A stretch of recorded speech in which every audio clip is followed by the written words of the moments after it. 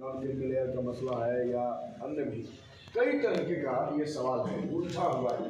आप अपने अपने एक बहालियों में उलझे हुए हैं और लगातार उसका स्ट्रगल कर रहे हैं, संघर्ष कर रहे हैं और आप सोच रहे हैं कि आपकी बातचीत जो है विधानसभा में और सरकार के प्रणाली के तहत देश चल रहा है, तो स्वाभाविक है कि देश संसदीय प्रणाली के तहत जब तक चल रहा है तब तक ही चल रहा है जब तक जनता का भरोसा है। तो जब तक जनता का भरोसा है तो जनता वहाँ से अपने समस्याओं के निपटारे का प्रयास तो करेगी। तो स्वाभाविक है कि आप लोग वहाँ से अपने समस्याओं के निपटारे की कोशिश कर रहे हैं और हम लोगों से भी आप लोगों का मिलना जुलना, और ये भी इस बात के लिए कोई आश्वासन देने की आवश्यकता हम लोग को नहीं है कि हम लोग आपके साथ को उठाने के लिए, क्योंकि पिछले 1 वर्षों से हम लोग हैं विधानसभा में और ये मार्च पिछले बजट सत्र से हम लोग हैं। पिछला 2019 का 2020 समय इलेक्शन हुआ था, उसके बाद सब लोग 1-1.5 साल हो जाएगा। तो ये दूसरा हमारा बजट सत्र है। हम लोग एमएलए बने तो पहला बजट सत्र हुआ 2022 में, 2021 में, और ये 2022 वाला हमारा दूसरा बजट सत्र ही थोड़ा सा लंबा होता है। बाकी का जो सत्र होता है वो खाना पूर्ति टाइप का होता है। बीच में 2 सत्र होते हैं, एक आवासकालीन सत्र और एक शरद सत्र है, शीतकालीन सत्र। तो ये दोनों सत्र बहुत छोटे छोटे होते हैं, तो उन सत्रों में बहुत सवाल पूछने की गुंजाइश नहीं होती है। इसके बावजूद हम लोग उसमें कई सारे सवाल पूछ लेते हैं। ये थोड़ा बड़ा है और इसमें सवाल पूछने की गुंजाइश ज़्यादा है, तो इसमें हम लोग ज़्यादा सवाल पूछे हैं। पिछली बार भी बजट सत्र में हमने तमाम तरह के दरोगा बहसों के सवाल पूछे, एसडीटी का, डीटी का, या जितनी भी बीएसएससी सहित जितनी बहालियाँ हो रही हैं उन तमाम बहालियों के सवालों को हम लोगों ने मजबूती के साथ उठाया था। मसला है कि सरकार जो जैसे साथी कह रहे थे कि तमाम अधिकारियों को सस्पेंड कर दो, शिक्षा मंत्री का माथा जो है सड़क गया, तो क्या क्या हुआ है वो आप सब जानते हो, बिहार की जनता उस बात को जानती है। तो इसलिए बिहार के अंदर मामला जो है नौकरी में उठाने का एक प्रसंग मैं आपको बता रहा हूँ और बहुत ताज़ा है, आप सब उससे गुजरे। अभी रेलवे का आंदोलन हुआ है, बहुत बड़ा आंदोलन, रेल जाम हुआ, खान साहब फरार हो गए बीच में से, सब कुछ चल रहा था, उनका ऑडियो वीडियो वायरल हो रहा था, वो लग रहा था कि बिहार के आंदोलन को वही गाइडलाइन कर रहे हैं, वो नया जयप्रकाश नारायण जगह देख रहे हैं, पता नहीं लोग लग रहा होगा तो अब न कर रहे थे सब। देखिए हम लोग शुरू से ही ईमानदारी से छात्र युवाओं के सवालों पर लड़ते रहे और लड़ाई वही लड़ सकता है जिसके साम्राज्य के ढहने का कोई खतरा नहीं हो, और जो इसी सिस्टम में रह करके अपना एक बड़ा साम्राज्य बना लिया है वो छात्रों की लड़ाई को कैसे कर सकता है? छात्रों की लड़ाई सिर्फ बहाली की लड़ाई होती नहीं, वो लड़ाई जो थी वो तो पूरे सिस्टम के खिलाफ थी, और आप सिस्टम से माल निकालते हैं तो सिस्टम के खिलाफ लड़ कैसे पाए? ये हम तो जानते थे, इतना आसान नहीं होता। रेलवे ट्रैक पर जो सबसे पहला आंदोलन हुआ था 2018 आरा में और सासाराम में, आरा में 8 घंटा 17 धाराएं हम पर लगी हुई थी, विधानसभा चुनाव लड़ने से पहले उसमें हाईकोर्ट में उसमें मैं शामिल हूँ। तो हम लोग तो सड़क पर ट्रैक पर जानते हैं कि उसका रिस्क क्या होता है। उन धाराओं का रिस्क लेना, कुर्की का वारंट निकल के आपके दरवाजे पर चश्मा जाना है सिर्फ इसलिए कि आप इससे आंदोलन में गए थे, सब कुछ हम लोगों ने झेला। हमारे साथियों को जेल जाना पड़ा इन आंदोलनों में शामिल।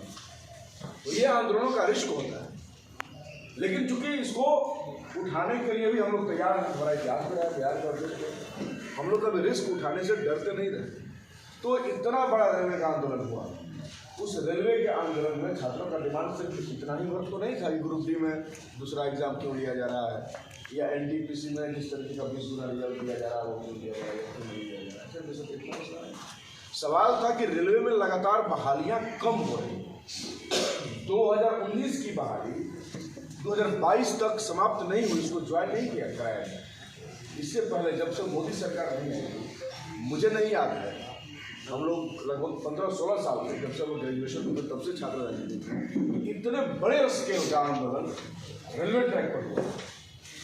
और मुझे याद है हर संडे को रेलवे की परीक्षाएं हुआ करती और बहुत सारे अपॉर्चुनिटीज थी। इसलिए आप 5-5 साल से सिर्फ ए स्टेट का इंतजार करने वाला कोई विद्यार्थी था ही नहीं।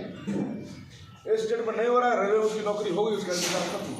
कितनी सारी अपॉर्चुनिटी, जब सारी अपॉर्चुनिटीज खत्म हो गई, मैं कह रहा हूं कि अवसरों के खात्मे के खिलाफ आपको लड़ना होगा। यहां से सोचिए, आप सिर्फ टेट, स्टेट, दरोगा, बीएसएससी सोच के आप STT वालों आंदोलन में तो शामिल नहीं होते हैं, PSSC के आंदोलन में तो नहीं शामिल होते हैं, STT वालों। मैं कह रहा हूँ ये आपका अलग अलग मूवमेंट नहीं है, ये सब आपका साझा आंदोलन है। रेलवे के विद्यार्थी लड़ रहे थे, वो भी तो आपका आंदोलन कर रहे हैं।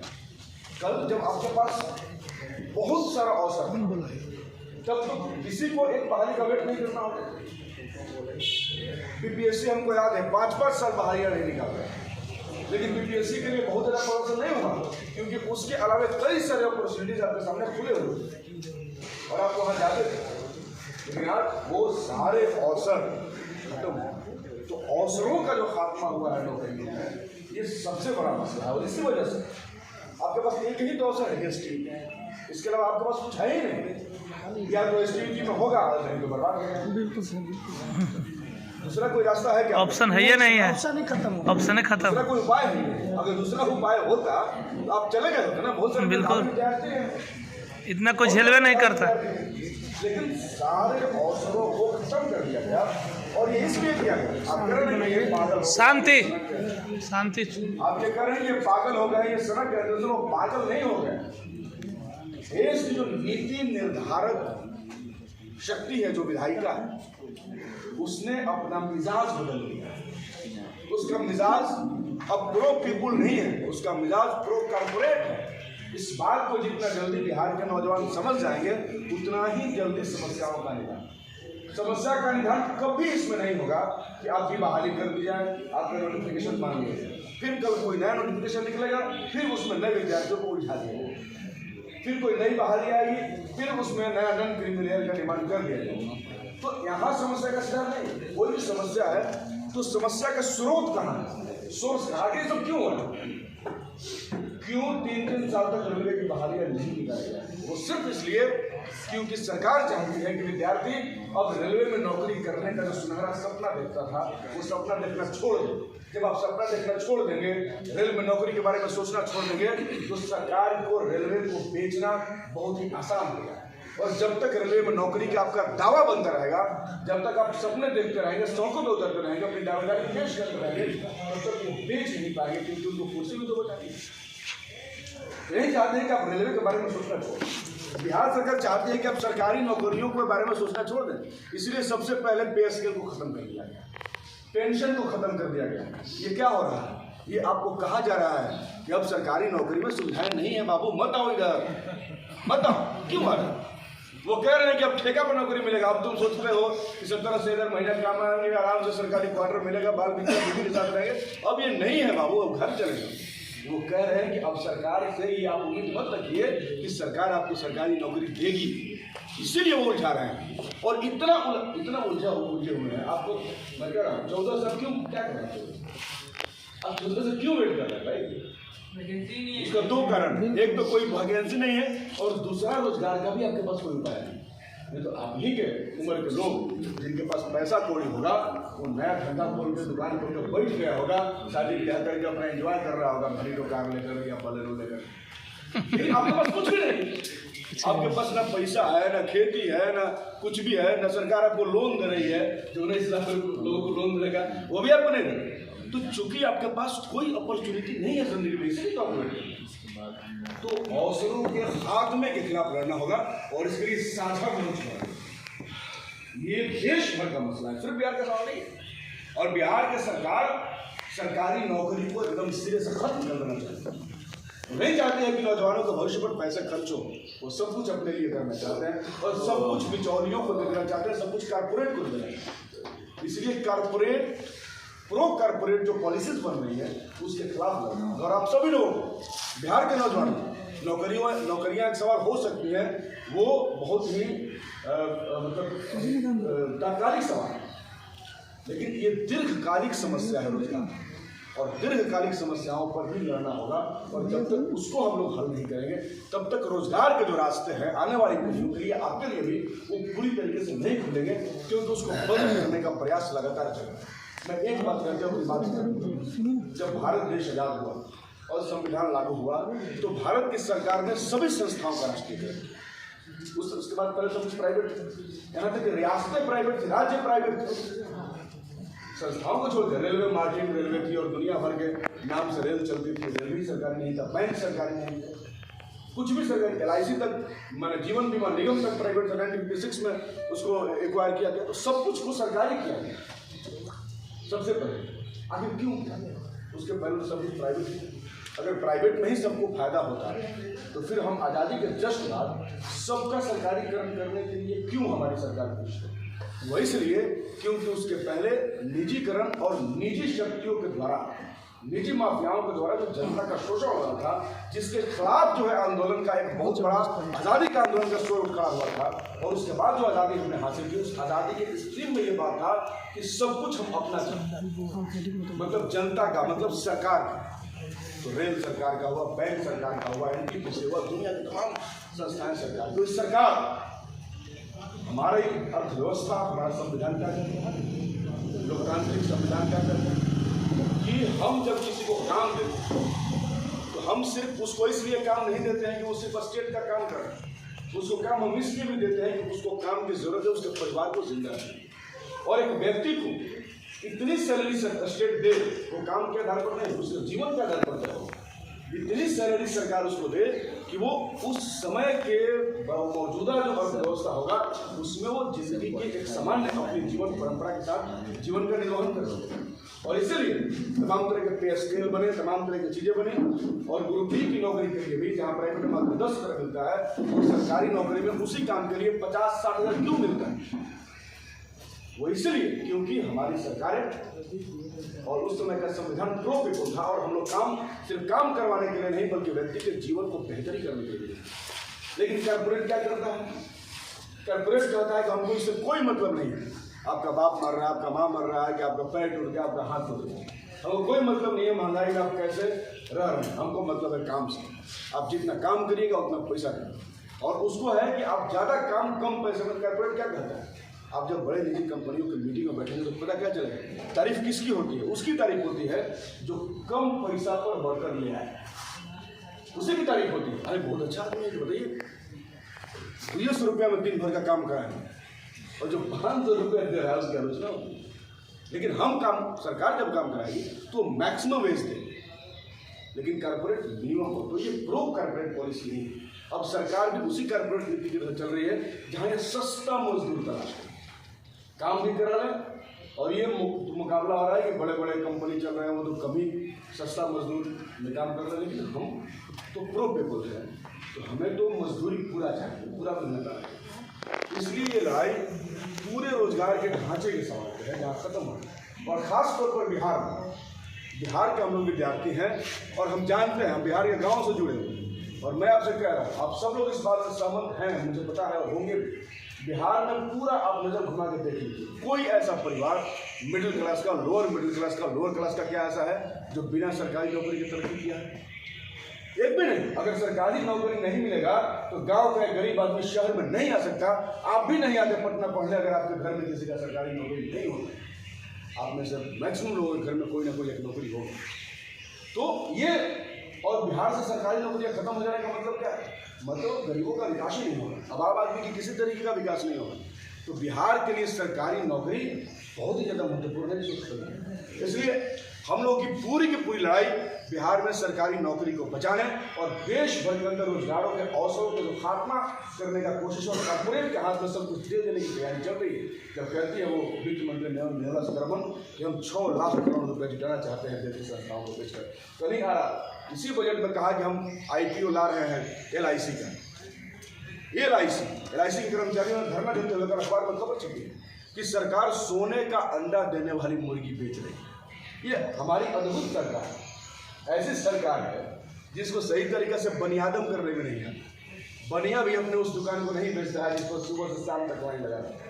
LIC में महाराज 40 करोड़ कस्टमर हैं। 40 करोड़ किसी देश की आबादी नहीं, 40 करोड़ कस्टमर वाला दुकान को बेचते, उसको हमारी सरकार देती है। तो सोचिए, इसलिए रोजगार के अवसरों को बचाने और पूरे के पूरे रोजगार के समग्र सवाल पर हमें लड़ाई करना है। और इसके लिए हम आपको अलग अलग बहालियों के रूप में नहीं देख रहे हैं। जब हम आपसे बात कर रहे हैं तो आपको अलग अलग बहाली के रूप में नहीं देख रहे हैं। हम आपको इस रूप से देख रहे हैं कि आपको बिहार की सरकार ने रोजगार और अवसर विहीन एक ऐसा युवा के रूप में तब्दील कर दिया है जिसके सामने अब कोई उपाय नहीं है, और मजबूर होकर हमारा एक युवा साथी आत्मदान करने का प्रयास है। और किसी भी सरकार को शर्म से मर जाना चाहिए कि उसके राज्य का कोई युवा अपने देह पर तेल डालकर जलाने की कोशिश करे। लेकिन शायद आज के ज़माने में हमारी सरकारों के पास वो नैतिकता नहीं बची, इसलिए अनैतिक हो चुकी सरकार के सामने आत्मदाह करना भी ठीक नहीं। उसको उसके खिलाफ लड़ना होगा और उसको जैसे जर्मनी और दुनिया की जनता ने हिटलर को इस बात के लिए मजबूर कर दिया कि उसे अपने ही कमरे में आत्महत्या करना पड़ा, बिहार और देश में भी बेचने वालों को मजबूर कर देंगे हम लोग कि उन्हें मरना पड़ा। हम नहीं मरेंगे, हम मरने वाले लोग नहीं हैं। कहते हैं कि हम स्पार्टाकस के वंशज हैं, हम लड़ते हैं और लड़ करके हराना जानते हैं, मारना जानते हैं। और बिहार को लड़ाकों की धरती रही। अब तमाम लोग जहाँ जहाँ से आए हैं उसके अपने अपने नए बहुत गौरवशाली इतिहास रहे हैं, इसलिए लड़ाई लड़ी जाएगी और हम आपकी लड़ाई लड़ने के लिए तैयार हैं। आपके साथ कदम से कदम मिला करके चलने के लिए तैयार हैं, न सिर्फ विधानसभा में बल्कि सड़क पर भी। जितना दिन विधानसभा चलता है माले के कोई ना कोई विधायक गर्दनी बाग धरना स्थल पर दोपहर में जरूर पहुँचता है, आप इस बात को जानते हैं। हम वहाँ से आवाज़ उठाते हैं, विधानसभा में बोलते हैं। विधानसभा की जो पूरी की पूरी जटिल प्रक्रिया है उसमें आपके सवालों को दबा देने की पूरी कोशिश सत्ता की तरफ से चलती है। आज नीतीश कुमार अपना वक्तव्य दे रहे थे जब मैं आ रहा और बहुत मुस्कुरा के कह रहे थे कि बहुत अच्छा है आप लोग सवाल उठाइए। हम भी उठाते थे, हमारे महबूब आलम खड़ा होकर बोले वहीं पर वो तो ठीक है, लेकिन क्या हम लोग उठाएंगे तो आगे पिटवाएंगे नहीं ना। ये बोलना बहुत अच्छी बात है, लेकिन अब कितना उसको इम्प्लीमेंट करते हैं जब वहाँ पर। इसलिए हम इस बात को मानते हैं कि हमारी लड़ाई सड़क और सत्ता दोनों से टकराएगी, विधानसभा के अंदर भी टकराएगी और सड़क पर भी टकराएगी। आंदोलन का नया इतिहास देश में लिखा जाने लगा है। किसानों का आंदोलन इस बात का गवाही है कि जो लोग कह रहे थे कुछ दिनों से कि आंदोलनों से कुछ नहीं होता, उन्हें मालूम चल गया है कि आंदोलनों से इस देश में को खत्म करने के लिए किसी लोकसभा में कोई बात नहीं मानी गई। किसानों ने जो आंदोलन किया, जबरदस्त आंदोलन, इसके बदौलत हमें आंदोलन में शुरू से यकीन रहा है। इसीलिए हम लोग जब छात्र राजनीति में आए तो हमने आंदोलन का रास्ता चुना और आंदोलन करने वाले पार्टी को चुना, क्योंकि हम जानते थे कि दुनिया में जितने बदलाव हुए हैं वो बदलाव आंदोलनों की बदौलत ही हुए हैं। आज आप जिस पार्टी के कैंपस में हैं, जिस पार्टी के विधायक दल के नेता के कैंपस में हैं, ये आंदोलन करने वाली पार्टी है। हम छात्र युवाओं के सवालों को संघर्ष करने वाले लोग हैं। हम तो आपसे यही कहेंगे कि आप आइए, हम आपके लिए लड़ने के लिए तैयार हैं। जो भी नैरेटिव और बातचीत बढ़ाने की कोशिश हुई है उस पर यकीन करने की आवश्यकता नहीं है। हम और आप मिलकर के लड़ेंगे और हम तो इस बात के यकीन के साथ जी रहे हैं कि एक दिन हमारी जीत निश्चित है। और इसी यकीन, और हम लोग तो आशावादी लोग हैं, तो आशा है, उम्मीद भी है, और हम जिंदा हैं तो उम्मीद करना ज़रूरी भी है। बस लड़ाई लड़ते रहना है। तो लड़ाई के लिए नया मोर्चा बने, इसके लिए बातचीत हो। मैं चाहता हूँ कि आप उस नए मोर्चे के हमवार बने, आप उस नए मोर्चे के नेतृत्वकारी साथी बने। आप सबसे हम उम्मीद करेंगे और बिहार भर के नौजवानों से हम चाहेंगे कि उस मोर्चे को मजबूत किया जाए। और कल चल करके उस सेशन के सिमिलर समानांतर में अगर कोई हम लोग काम करना चाहें पटना के अंदर, तो उसका डेट हम लोग तय करें, उसका नाम हम लोग तय करें और इसमें आपकी भूमिका सकारात्मक होनी चाहिए और हम लोग करके आगे बढ़ें। आगे आकर के हम लोग लड़ें और सरकार के जो रोजगार विरोधी जो अर्थव्यवस्था की नीति चल रही है उसका भंडाफोड़ करें, उसके खिलाफ नौजवानों का एक नया ज्वार खड़ा करें। नौजवानों के अंदर वो उबाल है, वो खड़ा होना चाहते हैं, बस उनको एक मंच की आवश्यकता है। मैं आपसे कह रहा हूँ कि आप उस मंच को प्रोवाइड करिए, आप वो मंच बनिए और बिहार भर के नौजवानों का जो नया आंदोलन है उसको आगे बढ़ाइए।